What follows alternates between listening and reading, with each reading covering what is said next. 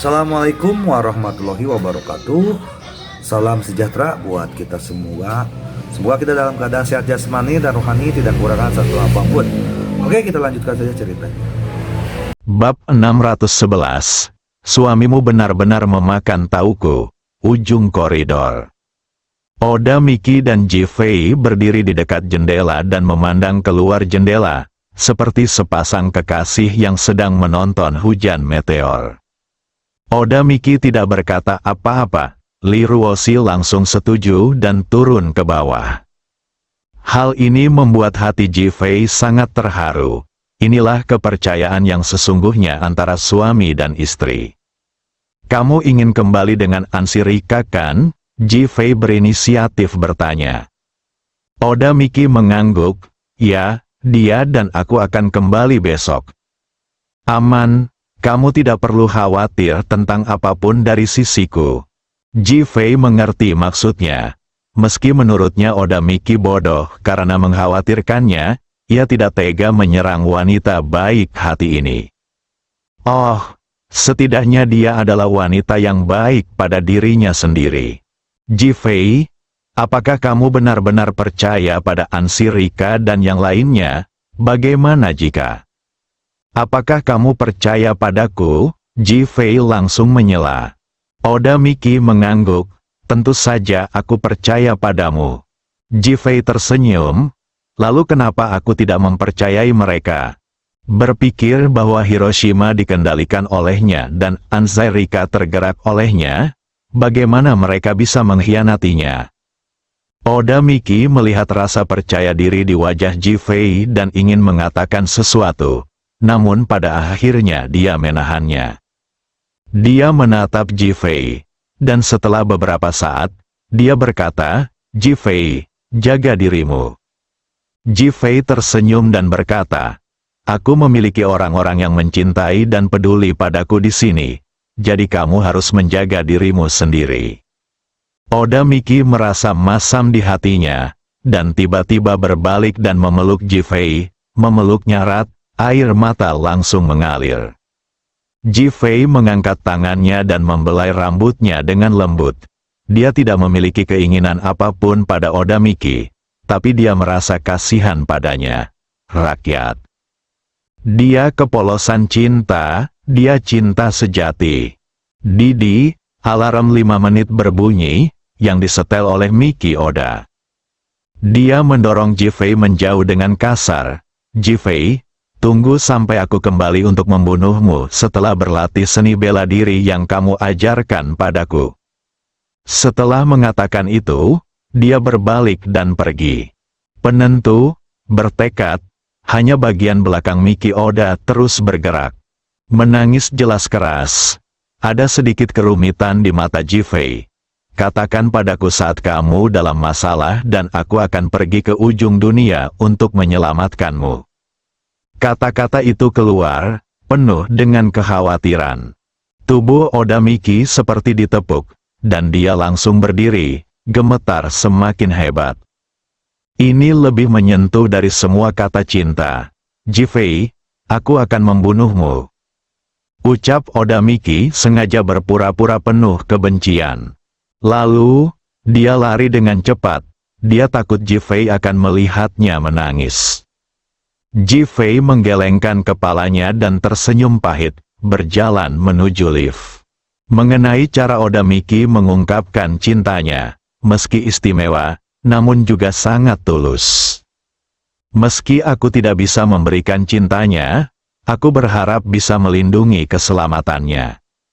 Di dalam mobil, apakah kamu masih memikirkan Oda Miki di benakmu? Li Ruoshi yang duduk di kursi penumpang sengaja berkata berpura-pura cemburu. Ji-Fei menghela nafas. Ya, Li Ruoshi tercengang. Dia tidak menyangka jawaban Ji-Fei begitu langsung, dan dia merasa sedikit tidak nyaman. Anda?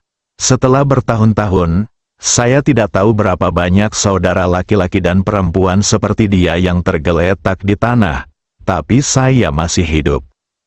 Hati Li Ruoshi terasa masam, dan air mata langsung mengalir di wajahnya. Suamiku, Apa yang kamu alami selama bertahun-tahun ini? Dia tahu Ji Fei punya banyak cerita, tapi dia tidak pernah bertanya. Dia takut Ji Fei akan malu, dan bahkan lebih takut Ji Fei akan sedih. Hari ini, dia merasakan sakit Ji Fei. Ji Fei tersenyum dan menggelengkan kepalanya. Tidak ada, aku hanya ingin mengatakan, hargai momen ini, aku sangat senang memilikimu. Dia mengangkat tangannya dan dengan lembut menyentuh wajah Li Ruoxi. Matanya dipenuhi kelembutan yang tak terbatas. Apakah kamu banyak menyerah untukku? Li Ruoxi akhirnya mengumpulkan keberanian untuk bertanya. Tanpa kamu, di mana aku akan berada? Ji Fei memandang Li Ruoxi dan berkata dengan tulus. Suami, Li Ruoxi benar-benar tersentuh oleh Ji Fei dan langsung melemparkan dirinya ke pelukan Ji Fei. Air mata kebahagiaan mengalir di wajahnya. Ji Fei tidak berkata apa-apa lagi, tapi dia tahu di dalam hatinya bahwa membuat Li Ruoxi bahagia adalah impian terbesarnya. Di pintu masuk klub kematian Zui Shengmeng, Seng Lingyun mengenakan gaun hitam slim fitting dan sepasang sepatu hak stiletto hitam, yang membuat kulit putihnya tampak lebih putih karena sakit. Dia berdiri di sana, menarik perhatian banyak orang. Namun, karena Wang Bin dan yang lainnya berada di dekatnya, tidak ada yang berani melihat lagi. Semua orang tahu bahwa Wang Bin adalah manajer di sini. Bagaimana orang yang bisa didampingi manajer secara langsung bisa menjadi orang biasa?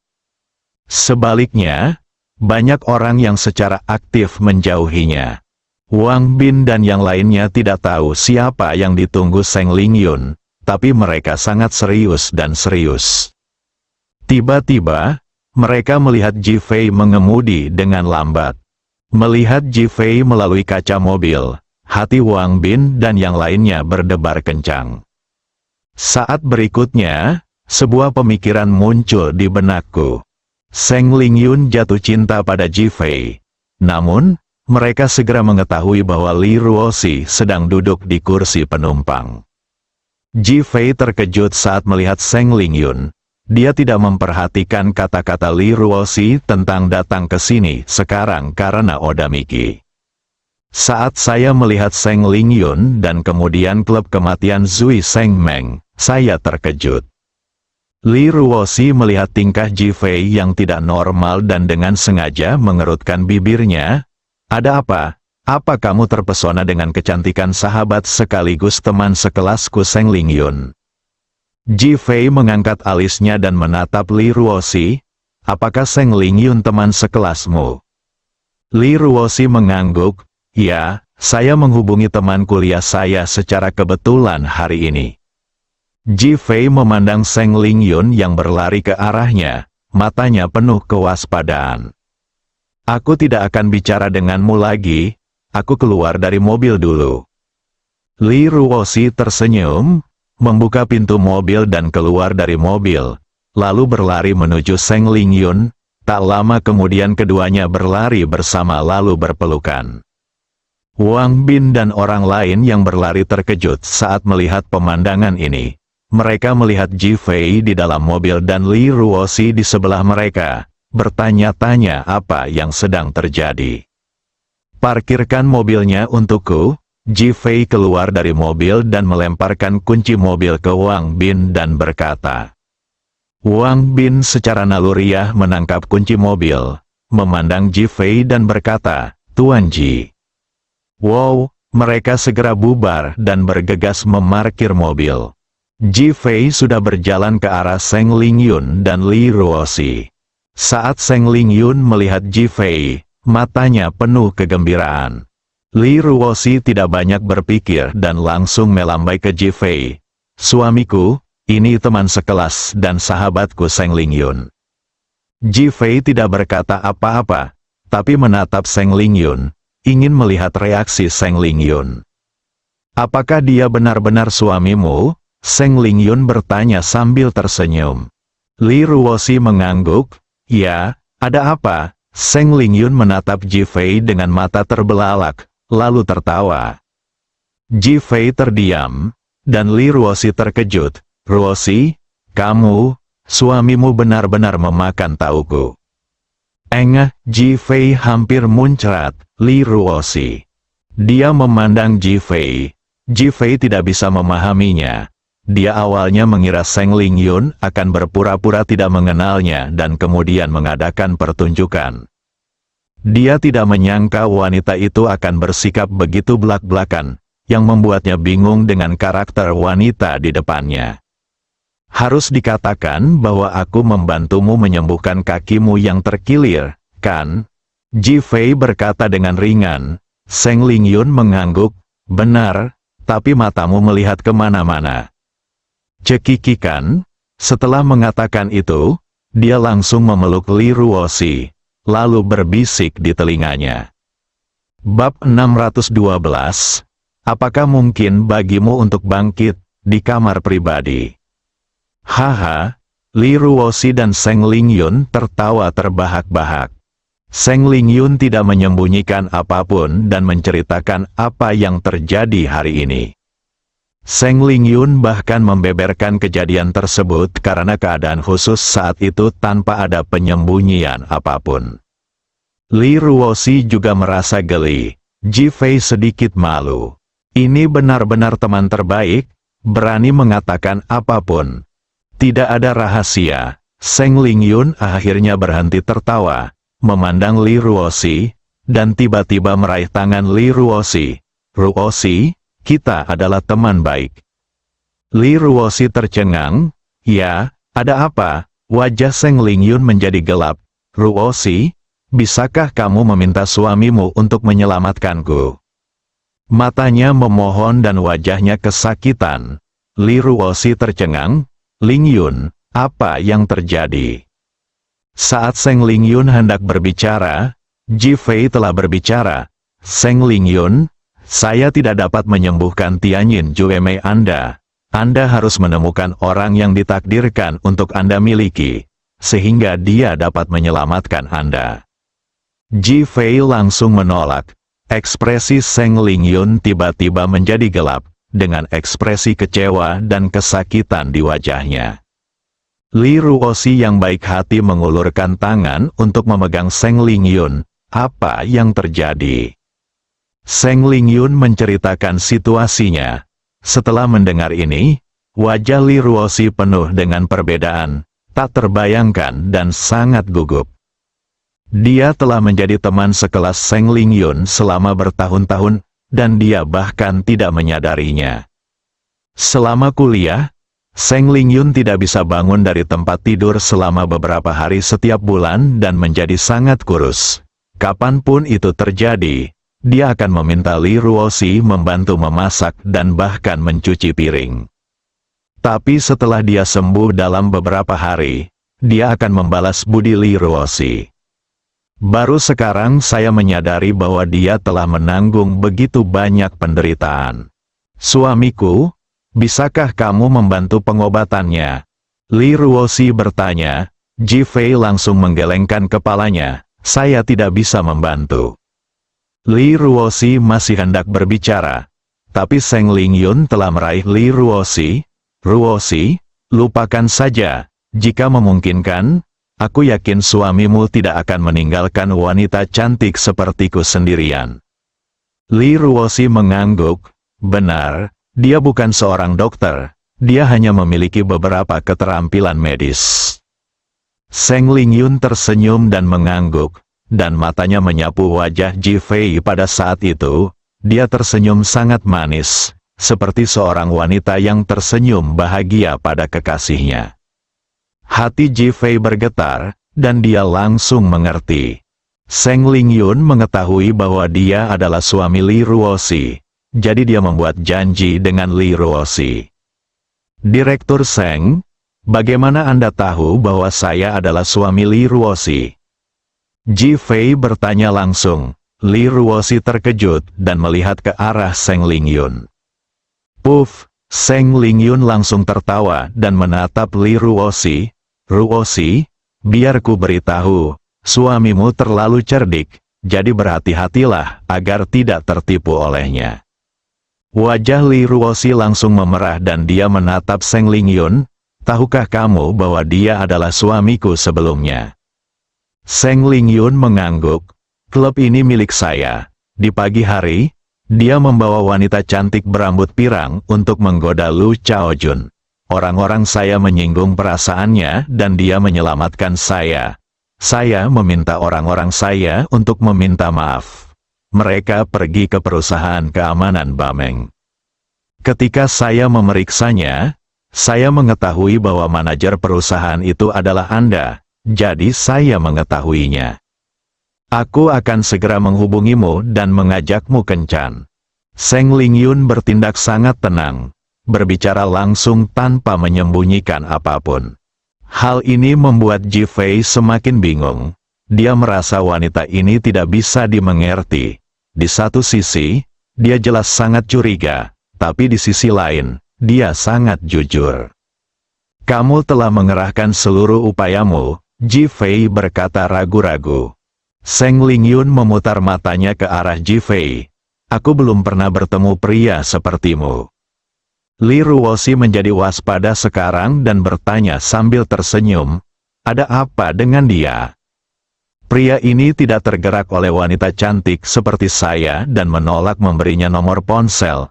Apakah menurut Anda saya terkejut? Li Ruoxi tidak setuju dan memandang Ji Fei. Ji Fei mengangguk, ya, saya tidak memberikannya. Ruoxi, aku tahu alasannya. Seng Lingyun tiba-tiba meninggikan suaranya dan berkata. Li Ruoxi tercengang, apa alasannya? Dia istri yang tegas, jadi dia tidak berani kan? Haha, setelah Seng Lingyun selesai berbicara, dia tertawa terbahak-bahak. Puff, Li Ruoxi juga merasa geli. Ji Fei menatap, tak bisa berkata-kata. Wanita ini jelas lebih licik daripada Li Ruoxi. Namun, ketulusannya membuat orang merasa tidak terlalu berbahaya. Kalian ngobrol, aku mau jalan-jalan. Setelah Ji Fei selesai berbicara, dia berdiri dan pergi. Ruoxi, kamu tidak boleh melepaskannya. Dia membawa seorang wanita berambut pirang bersamanya hari ini. Jangan takut. Didi. Nada dering ponsel Ji Fei menyela kata-kata Seng Lingyun. Ji Fei sudah keluar dan menjawab panggilan dari Phoenix. Zhou Zijian ada di kamar 333 klub malam Zui Seng Mengsi. Anda ada di sana? Apakah Anda pergi dan menanganinya secara langsung, atau kami yang menanganinya? Aku akan pergi. Setelah Ji Fei selesai berbicara, dia langsung menutup telepon. Tepat ketika Wang Bin datang, dia melihat Ji Fei dan berlari dengan cepat. Halo, Tuan Ji. Hari ini, saya menyaksikan Ji Fei berurusan dengan Lu Chaojun, dan sekarang Lu Chaojun sudah mati. Saat ini, Wang Bin sangat takut pada Ji Fei. Bawa aku ke kamar 333. Ji Fei berkata dengan tenang. Wang Bin tidak tahu alasannya. Tapi dia tidak menanyakan apapun dan segera mengangguk, Tuan Ji, tolong. Pimpin jalan menuju lift. Di kamar 333, Zhou Zijian menggendong seorang wanita dan menjawab telepon. Dia tidak tahu apa yang dikatakan pihak lain, jadi dia memeriksa dan bertanya, apa yang kamu katakan? Setelah mengatakan itu, dia menepuk wanita di sebelahnya dan berkata, keluar. Wanita itu segera berdiri dan berjalan keluar. Zia, beritahu aku apa yang baru saja kamu katakan lagi. Zhou Zijian berkata dengan kegembiraan dan kegembiraan di wajahnya. Tuan Zhou, hari ini Lu Guxiang dan Sun Qian mengakui saya sebagai putri baptis mereka, dan akan menjadikan saya ketua grup Hongke pada langkah selanjutnya. Sialan! Apakah kepala anggota keluarga mereka ditendang oleh keledai?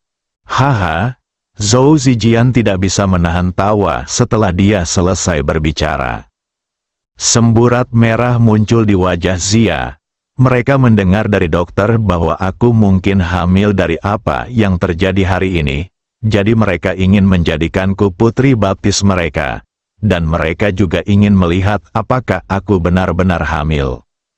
Setelah Zhou Zijian mendengar ini, dia berdiri dengan kegembiraan di wajahnya. Apakah kamu pikir kamu bisa hamil? Kia tersipu.